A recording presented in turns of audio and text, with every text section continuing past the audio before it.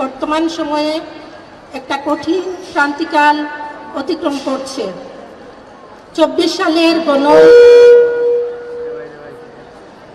2024 সালের বিপ্লবের মাধ্যমে আমরা একটা নতুন বাংলাদেশ পেয়েছি, একটা মুক্তির পরিবেশ পেয়েছি।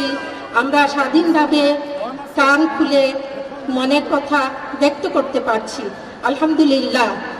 24-এর বিপ্লবের সমস্ত শহীদানের আত্মার মাগফিরাত কামনা, মহান আল্লাহ যেন তাদের শাহাদাতকে কবুল করেন এবং তাদের সবাইকে যেন আল্লাহ জান্নাতুল ফেরদাউসের মেহমান হিসাবে রাখেন।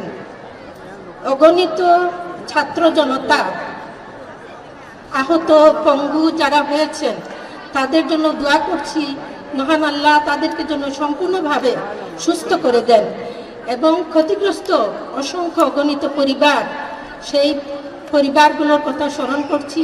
মহান রাব্বুল আলামিন তাদেরকে সর্বতোভাবে সাহায্য করুন, হেফাজত করুন।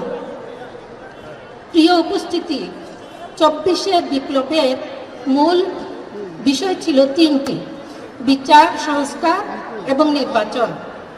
বিচার এবং সংস্কারের কাজ চলছে এবং নির্বাচনের দ্বার প্রান্তে আমরা সবাই উপনীত হয়েছি, আলহামদুলিল্লাহ।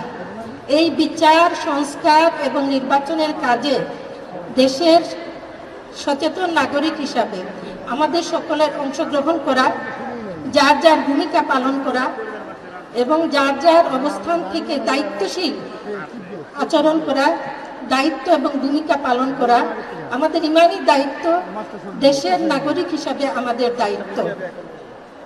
আজকে নির্বাচনের পরিবেশ তৈরি হয়েছে এবং গোটা জাতি, গোটা দেশ নির্বাচনী উৎসবের মধ্যে আমরা সবাই উপনীত হয়েছি। আগামী 12 তারিখে আমরা সবাই নির্বাচনে অংশগ্রহণ করব, আমরা ভোট দেব।